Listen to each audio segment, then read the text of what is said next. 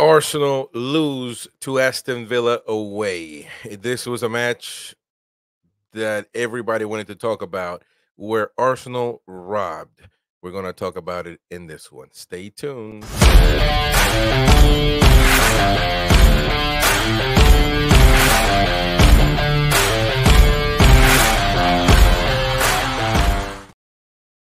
This is the play that you need to look at right now at this moment. This is a defining moment in the match because they called a handball on this equalizer for Arsenal Football Club. In my opinion, I know the word robbed is thrown out there like funfetti nowadays because of VAR and how incompetent refereeing and VAR is in football, or are, however you want to say it. And to me, this was never a handball. I don't know what's happening with people today that they're afraid to call what it is. To me, for you to call a handball, even though the referee called it on the pitch in moment in time, instant moment, he said handball. If you're looking at the replay and you don't clearly see that it did touch his handball, then you should never call this or stop this because you are penalizing the club that potentially could equalize this game. If you're not sure that he touched his hand, I don't think anybody could actually say that they were sure 100% that this touched the ball, that the ball touched his hand, or however, regardless, vice versa. And so you stop a team from equalizing the match, an important match this week.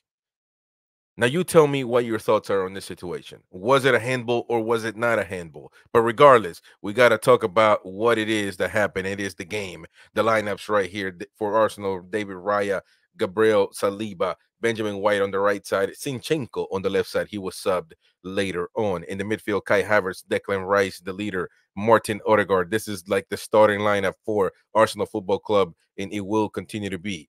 Kai Havertz been playing good. Today wasn't, it was a 7-point match, 6.8, 6.8, well, 6.9 here. They have it at Sofa Score. So it was a normal match. He was going to equalize this game again for Arsenal. So he was going to be the hero if that call wasn't made. Declan Rice being the leader of this team in the midfield. Martin Odegaard wasn't sharp. He had an opportunity to do the play, the repetition play that where Arsenal score every single time, where in this case Martinelli, you know, goes forward and dribbles out everybody, leaves everybody hanging, crosses it to the back. Odegaard is supposed to hit it, and that's a goal almost every time for Arsenal. And in this case, there was one play that it was just about to be, but he just didn't look sharp. He didn't look right, and therefore he doesn't score. And that's, he didn't play well, so you got to admit that. But with one main thing here, and Martinelli didn't play. Martinelli was bad today. Martinelli was really bad.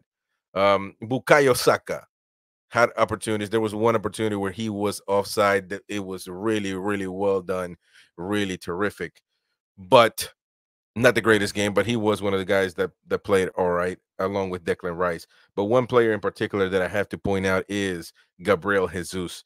I started on with Jesus this season thinking he was going to be it for Arsenal Football Club. Didn't think they needed a striker, and to me, now they do need a striker if they're going to win.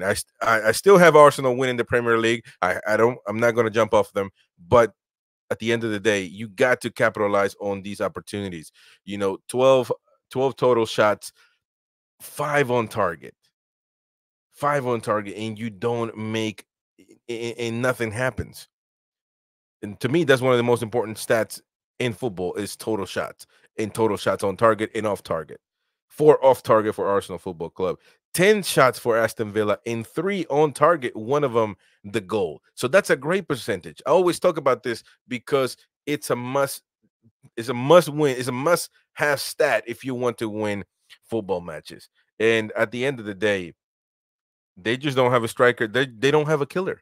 They don't have a killer. We've had here reactions week after week with Arsenal fans, without fans, just being by myself, and we all come to the same conclusion. They need a center forward. They need a center forward if they want to win championships, because they have opportunities that they can't capitalize on because, again, they don't have a killer in the midfield, in the center forward position. And when Eddie Nketiah comes on, it's still pretty dry. Not much. Eddie Nketiah had an opportunity at the very end after the controversial call. He gets it. To me, it would have been better if he tried to hold on and control the ball. It was a little bit high, so it was natural for him to go with the header, but it was going to be a weak header no matter what. Everybody knew it. So I think that trying to do something else would have been the nicer thing, the better thing. At the end of the day, I'm not going to kill him for that, but I just wanted to point it out. I just wanted to point it out the fact that Arsenal don't have strikers, lethal strikers. They don't. And I think that that is going to be a detrimental thing for this team. Aston Villa didn't play. It was a different match than the Manchester City match. The Manchester City match, Aston Villa was going forward all the time, really offensive, really attacking. And in this match, they held back a lot.